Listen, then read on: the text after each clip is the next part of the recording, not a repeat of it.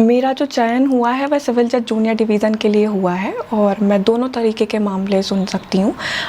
मतलब जब मैं क्रिमिनल के मामले सुनूंगी तो मैं जुडिशल मजिस्ट्रेट सेकंड क्लास कहलाऊंगी और मैं ही अगर सिविल के मामले सुन रही हूँ तो मैं सिविल जज जूनियर डिवीज़न कहलाऊंगी। आईपीएस के लिए भी ट्राई करना है? नहीं नहीं, बिल्कुल नहीं। मेरा एक ही लक्ष्य था, जुडिशल सिविल जज बनना, तो मतलब वही है।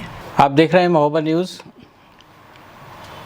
महोबा में और बुंदेलखंड में यहाँ की लड़कियों ने हर क्षेत्र में जो है अपनी प्रतिभा का प्रदर्शन किया है, चाहे खेल हो, चाहे एजुकेशन हो या मेहनत करने वाले अन्य कार्य में। आज हम आपको महोबा प्रॉपर की एक ऐसी छात्रा से, अभी तो छात्रा ही कहेंगे, से मिलवाने जा रहे हैं जिन्होंने अभी छत्तीसगढ़ की सिविल जज जूनियर डिवीज़न का एग्ज़ाम क्वालिफाई किया है और इन्होंने रिटन क्वालिफाई करने के बाद में फ़ाइनल पोस्टिंग इनकी होने जा रही है।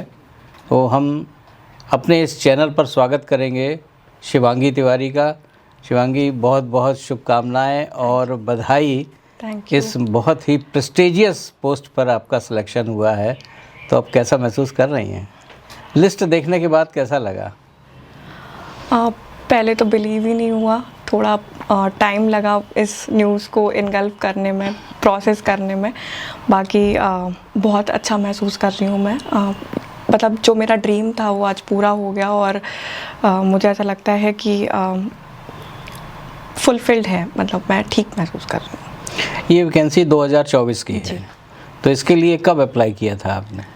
मैंने इसके लिए, इसका एग्ज़ाम का जो फॉर्म निकला था वो 2024 दिसंबर में निकला हुआ था। 23 दिसंबर 2024 को इसका एग्ज़ाम निकला था और इसका पहले शेड्यूल था मई में एग्ज़ाम होने का, जो कि बाद में आके प्री जो हुआ वो सितंबर 21 को हुआ।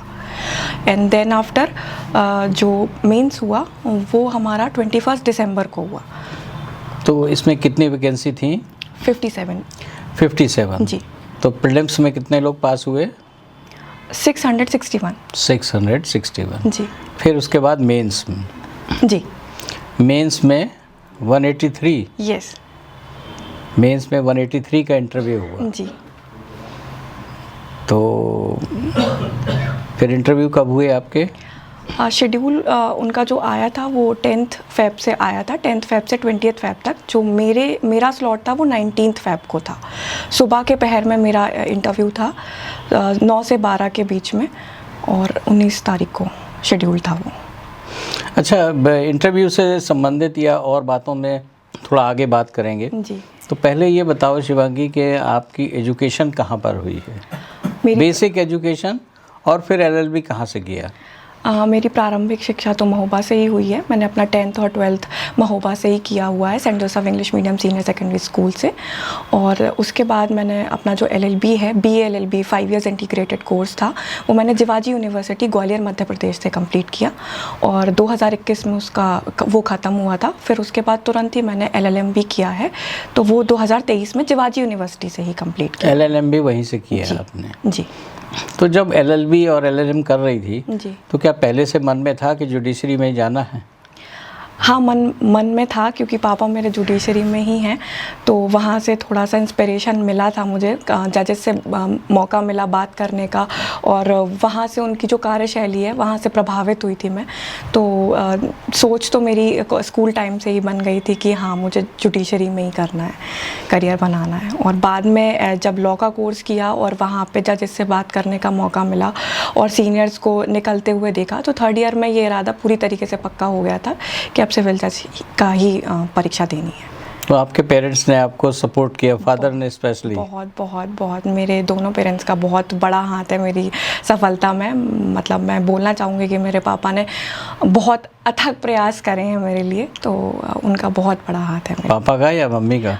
नहीं, दोनों का अलग अलग उसमें। मम्मी का इमोशनल सपोर्ट बहुत रहा, पापा का भी इमोशनल सपोर्ट रहा, लेकिन पापा का जो मोटिवेशन का फैक्टर जो मेरे साथ था वो पापा की वजह से मेरा बढ़ा कि नहीं, तुम कर सकती हो, तुम में हिम्मत है, तुम कर लोगी, वो चीज़ मुझे पापा से मिली। तो छत्तीसगढ़ चुना आपने या छत्तीसगढ़ में एवेन्यू मौका था? हाँ, मैं बोलूँगी तो हाँ। और भी जगह अप्लाई किया होगा? जी जी जी जी, मैंने मध्य प्रदेश का दिया था और राजस्थान का भी दिया था, जहाँ मेरा चयन भी हुआ था। और मेंस में मेरे कुछ मार्क्स कम रह गए थे, 1.5 मार्क्स से मैं बाहर हो गई थी। उसके बाद फिर दोबारा ये मेरा दूसरा छत्तीसगढ़ का अटैम्प्ट था और दूसरे छत्तीसगढ़ के अटैम्प्ट में मेरा क्लियर हो गया। तो आपके साथ में और बहुत सारी छात्राएं पढ़ती होंगी जी कोई और भी, किसी और ने भी सफलता हासिल की है?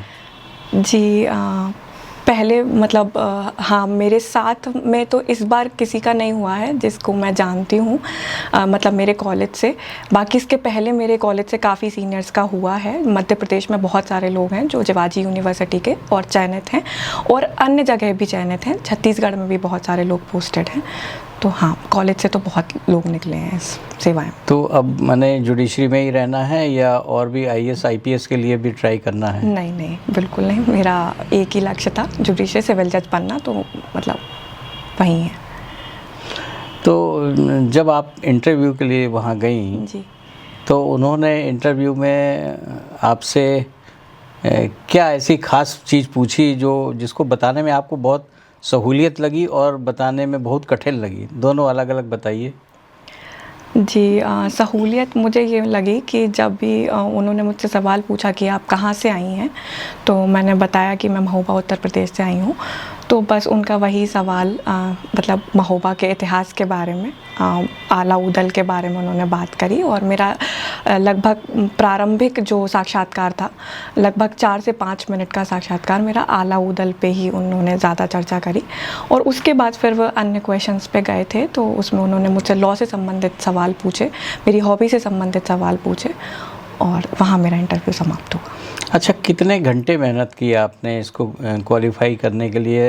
एक्चुअली क्या मेन तो रिटन एग्जामिनेशन होता है जी जब आप, और चूंकि आपका इसमें रैंक लिस्ट में सेकंड रैंक है, जी ये एक बहुत गर्व की बात है, जी न केवल आपके लिए बल्कि हम महोबा वासियों के लिए और बुंदेलखंड के लिए भी। जी तो ये जो रैंक आपको आई है, ये नो डाउट आपके रिटन में बहुत अच्छे मार्क्स रहे होंगे, ऐसा मुझे लगता है। जी। तो रिटन में इतने अच्छे मार्क्स लगाने के लिए आपने कितने घंटे पढ़ाई की? मेरा मानना ये है कि आप घंटे सबके लिए डिफ़र कर सकते हैं, लेकिन अगर आप किसी चीज़ को बार बार पढ़ते हैं, एक ही चीज़ को बार बार अगर आप करते हैं तैयार, तो मुझे लगता है कि वो फिर आपको बहुत अच्छे से आने लगती है। और अगर किसी व्यक्ति को वो 4 घंटे में समझ में आ रही है, तो उसके लिए वो 4 घंटे में वो इनगल्फ कर पाएगा। और अगर कोई व्यक्ति उस चीज़ को 5 से 6 घंटा ले रहा है, 7-8 घंटे ले रहा है, या 2 दिन भी ले रहा है, तो मतलब मैटर ये करता है कि आपको वो समझ में आ जाए और आप उसका बार बार रिवीजन करिए। और मतलब घंटे मेरे हिसाब से मायने थोड़ा कम रखते हैं। तो इसका मतलब ये है कि ये IQ पे भी डिपेंड है? नहीं, मैं बिल्कुल भी नहीं बोलूँगी, मैं बिल्कुल भी ये नहीं मानती। अगर आप कंसिस्टेंट हैं, आप डिसिप्लिन्ड हैं, आप डेली अपना दिन जो है वो बांट के रख रहे हैं कि मुझे इतने घंटे सिविल को देना है, इतने घंटे क्रिमिनल को देना है, फिर थोड़ा टाइम मुझे GK को भी देना है, और ऐसे करके अगर आपने अपना दिन बांटा हुआ है तो आप अच्छे से कर पाएंगे। और आपका IQ कैसा भी हो, आपका डिसिप्लिन आपको ये परीक्षा में सफलता दिला देगा, ये मेरा मानना है। अच्छा, ये जो जूनियर डिवीज़न सिविल जज के लिए आपका सिलेक्शन हुआ है, जी। इसमें आप जब वहाँ ज्वाइन करेंगी तो किस तरह के केसेस आपको फेस करना होंगे? मेरा जो चयन हुआ है वह सिविल जज जूनियर डिवीज़न के लिए हुआ है, और मैं दोनों तरीके के मामले सुन सकती हूँ। मतलब जब मैं क्रिमिनल के मामले सुनूंगी तो मैं जुडिशल मजिस्ट्रेट 2nd क्लास कहलाऊंगी, और मैं ही अगर सिविल के मामले सुन रही हूँ तो मैं सिविल जज जूनियर डिवीज़न कहलाऊंगी। तो इसके लिए कोई ट्रेनिंग पीरियड रहेगा आपका? हाँ, वहाँ पे ट्रेनिंग पीरियड है, एकेडमी में हमको ट्रेनिंग दिलाई जाती है। बिलासपुर जुडिशल एकेडमी में मेरी ट्रेनिंग होगी, और उसके बाद मुझे पोस्टिंग मिलेगी। और वहाँ पे फिर मुझे ट्रेनिंग के दौरान मुझे थ्योरेटिकल वर्क्स की नॉलेज दी जाएगी, और मुझे प्रैक्टिकल नॉलेज मतलब सीनियर जुडिशल ऑफिसर्स के साथ अटैच करा जाएगा, और फिर वहाँ से उनके साथ मैं प्रैक्टिकल नॉलेज देखूंगी कि कोर्ट कैसे चलाई जाती है, और केसेस कैसे सुने जाते हैं, और बाकी के डॉक्यूमेंट्स आप कैसे देखते हैं, और सारी चीज़ें जो प्रैक्टिकल कोर्ट्स में चलती हैं। तो कोर्ट कैसे चलाई जाती है ये तो आपने देखा ही है, आपके फादर रहे हैं, और दूसरी बात हिंदी फिल्मों में बहुत कोर्टें देखी होंगी आपकी। जी। तो हिंदी फिल्मों की जो कोर्टें रहती हैं और ये जो आपकी कोर्ट रहेगी, इसमें क्या अंतर रहता है? मेरा ऐसा मानना है कि ज़मीन और आसमान का अंतर रहता है। वो पूरी डायरेक्टेड और स्क्रिप्टेड कोट्स रहते हैं, जबकि असली जीवन में बहुत डिफरेंट चीज़ें रहती हैं और बहुत डिफरेंट है, मतलब दोनों ही चीज़ें, वो उनका कोई लेना देना नहीं है। मतलब मेरा ऐसा मानना है कि जो मैंने अपने इंटर्नशिप्स के दौरान देखा है, चीज़ें आप जो फिल्मों में देखते हैं कोट्स के बारे में और जो आप रियल लाइफ में देखते हैं, उसमें बहुत डिफरेंस है। तो जो बच्चे पढ़ रहे हैं आजकल जी या जो अभी लॉ कर रहे हैं, जी उनके लिए क्या मैसेज देना चाहोगी? क्योंकि now you are senior yes उन सब के लिए, और ये फ़ख्र की और गर्व की बात है। जी किन किन के लिए? आपके परिवार के लिए, जी हम सब के लिए, और आपके इंस्टीट्यूशन के लिए भी, जी सेंट जोसेफ के लिए भी, जी और आपकी यूनिवर्सिटी जहाँ से आपने एलएलएम किया है, LLM किया, उन सब के लिए। जी। तो क्या कहना चाहेंगी?